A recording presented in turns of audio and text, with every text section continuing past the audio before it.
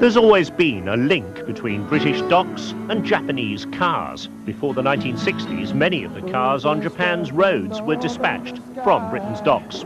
The trickle of Japanese cars came back into those self-same docks in the 1960s to chuckles of derision from the British motor industry. But soon the trickle became a flood, and the British were forced to ask for a temporary gentleman's agreement limiting imports. It certainly saved the bacon of the British motor industry. Well, now the wheel has come to full circle, and once again there's lines of Japanese cars at the ports. But this time they're not awaiting customs clearance for entry to Britain. They're built in Britain and they're waiting for export to Europe. In December, the Toyota factory in Derbyshire came on stream with this car, which is the latest to join those lines at the dockside. It's the Carina E. E for excellence in Europe, they tell us, and exports will take 60% of production. The car features the familiar oily, smooth, flowing lines exhibited by most of the new crop of Japanese cars. Carina comes as a 5-door hatchback or as a 4-door saloon. They're both significantly bigger than the old model, not only longer and slightly wider, but also significantly higher, and that's good news for headroom. They've paid a great deal of attention to airflow over the car and the way the panels meet. The result is a good CD figure and little wind noise at speed.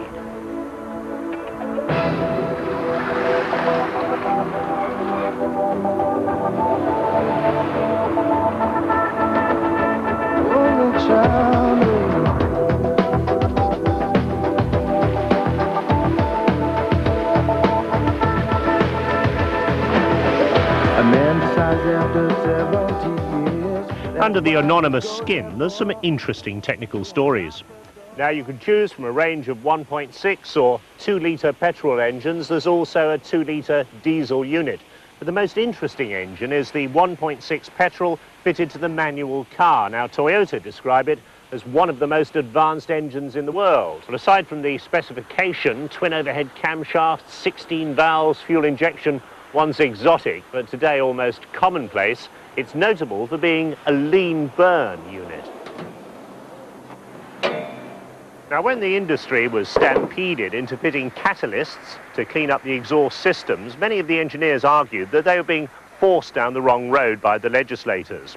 A catalyzed engine uses more petrol and it emits more CO2 into the atmosphere. That's the greenhouse gas.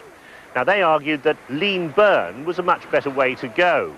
If you use less fuel, then you emit less CO2 and you put out fewer emissions. Trouble is, it's very difficult to get an engine to run smoothly when, in effect, you're starving it of fuel. Now, Toyota say they've cracked the problem by the use of sophisticated sensors and engine management systems. Up to 87 miles an hour on light to medium throttle, this unit runs as a lean burn engine, giving 10% better economy than a conventional engine. When you go over 87 or demand maximum power, it becomes a normal injected engine with a catalyst cleaning up the exhaust.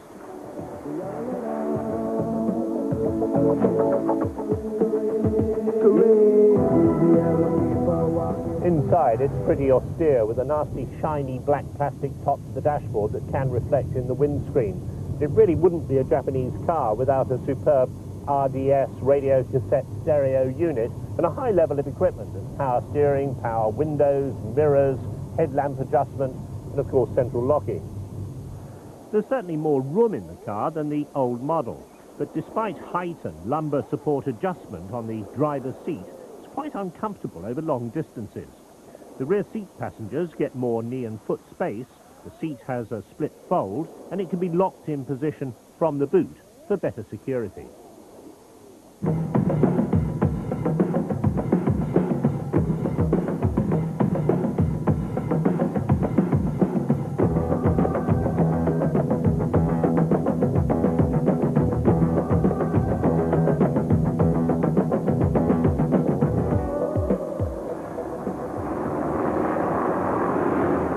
It's certainly a clinically efficient car. It handles and rides well, and it shows safe and secure road-holding qualities.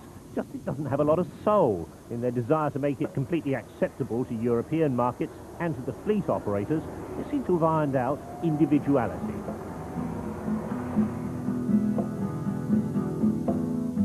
Against its declared target cars of the Mondeo and the Cavalier, the Carina equipped itself well.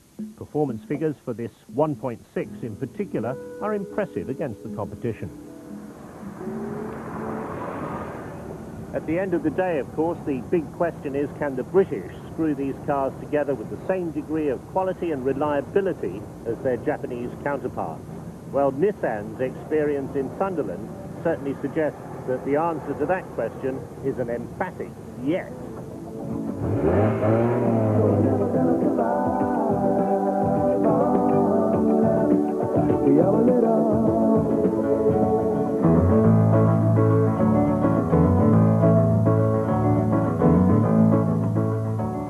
In the last series, we did an item on car selling agencies and seemed to have caused a bit of a stir. They're a sort of automotive estate agents. You pay a fee up front to sell your car. Some of them even promise to sell it for you. Trouble is, you've been ringing and writing in telling us that some of these agencies haven't been doing that, and once you've paid the fee, usually 50 quid, you rarely hear another word. We have a file thick with complaints from viewers claiming they've been ripped off. And the police, the RAC and trading standards officers around the country also tell us they have files of complaints. The Office of Fair Trading has warned car sellers to be on their guard. We even had 2 calls from people who used to work for selling agencies and took a dim view of their employers. Our moles told us that their company's methods included the hard sell, empty promises about ready buyers, wild claims about advertising that never took place, and more seriously it transpired that these companies are tape recording your conversations in an attempt to make them into a legal and binding contract. Only some agencies use tape recording, but one that did is Motorlink. 6 of our complaints were about this particular company. Tracy Reed from Guildford had an unhappy experience with them. She was approached by them when she advertised her Fiesta XR2. She agreed on the phone to use their service, but didn't give them a credit card number, and they also promised her that she could cancel by the following morning if she wanted. After sleeping on the idea, Tracy reckoned that perhaps Motorlink wasn't the way to sell her car after all. Despite repeated attempts, she was unable to get through before the morning deadline, but she did get through later on in the day, but was told by Motorlink that she'd missed the cancellation deadline and would have to pay the £50 fee. Tracy wasn't too pleased about that. Motorlink then followed up Tracy's call with a letter. It said, when you registered your vehicle with Motorlink, the registration was tape recorded, and that unless we receive payment within 7 days of receiving this letter, then your file will be passed for litigation. Tapes of the conversations, it continued, would be produced as evidence. Tracy was sent letters of increasing severity, culminating in one which threatened legal action, complete with a very official-looking copy of a county court summons. 3.5 months and 7 letters later, Motorlink then wrote to Tracy saying they would settle for 20 quid. Tracy ignored the letter and has heard nothing since. Now, Liverpool Trading Standards officers want a mandatory 7-day cooling-off period for services sold by unsolicited phone calls, same as the legislation that exists for unsolicited callers on your doorstep. But for those of you who have paid a selling agency with a credit card, there is one ray of hope. Paul Whiffen of Essex was contacted by Vehicle Sales UK when he was advertising his Escort. Vehicle Sales UK promised me that they had 2 interested buyers who wanted to see my car on the weekend. I agreed with them that should this not happen, then my Barclaycard bill would be ripped up and it would not appear on my statement. However, come Monday morning, obviously nothing had happened, and I then telephoned them in vain over the following week to get absolutely no response, together with a complete denial that such a refund would ever have been promised. So following that, I spoke to Barclaycard, who sent me a detailed questionnaire, and I filled that in, and they granted me a full refund. Barclaycard say that when a merchant signs up for one of their cards, if the goods or services offered aren't up to the standard agreed between the merchant and the cardholder, then the money will be returned to the cardholder. Paul proved successfully to Barclaycard that he hadn't received the goods he was promised from his selling agency. And there's more good news. Berkshire Trading Standards have successfully prosecuted 2 individuals, Deborah Sheedy, trading as Vehicle Sales UK, and Mark Roebuck, trading as Information Marketing Services. In the case of Information Marketing Services, they sent out invoices when all the customers asked for was information on the service. Consequently, they were prosecuted under the Unsolicited Goods and Services Act. In the case of Vehicle Sales UK, people were persuaded to part with their Barclaycard access numbers on the pretext that they had customers waiting in their area. When we examined the records of Vehicle Sales UK, they had no such prospective buyers in the customer's area at all. Consequently, they were prosecuted under the Trade Description Act. What of the future for consumers with agencies like this? We will continue to look at complaints, and if there are breaches of criminal legislation, we will prosecute. But as far as we're concerned, they are running a directory by running these databases.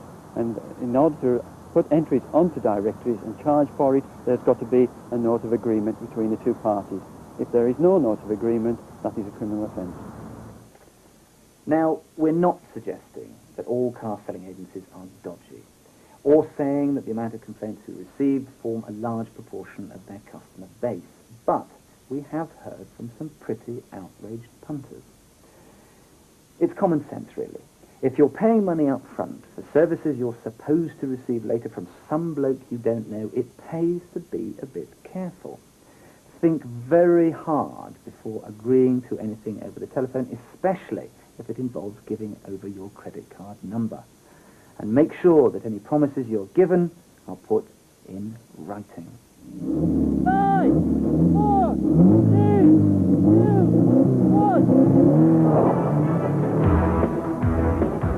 1. This weekend sees the start of the Mobile 1 Top Gear British Rally Championship. We'll be covering all 5 rounds, starting with the Vauxhall Rally of Wales this weekend. You can keep up to date with the action by ringing our rally hotline on 0891 333 404.